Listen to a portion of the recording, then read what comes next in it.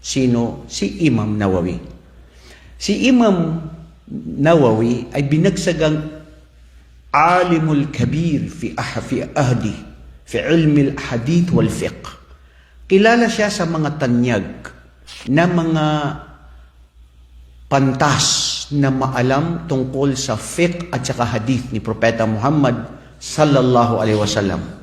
Ipinanganak siya noong 631 ng Hijrah.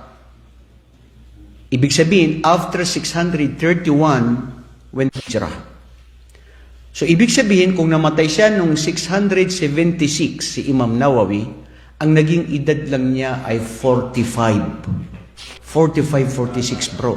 Bata pa si Imam Nawawi nung siya ay nabawian ng buhay, pero ang kanyang pangalan at ang kanyang naiambag sa Islam ay hindi mamatay-matay at hindi may libing.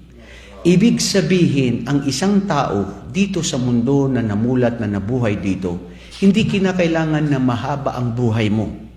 Ang kinakailangan, maski maiksi ang buhay mo, pero napakinabangan at maraming naikontribusyon at maraming nagawa.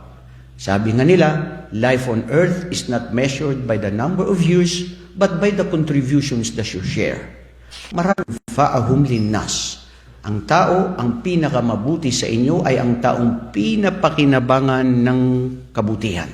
Ng karamihang tao na pinapakinabangan.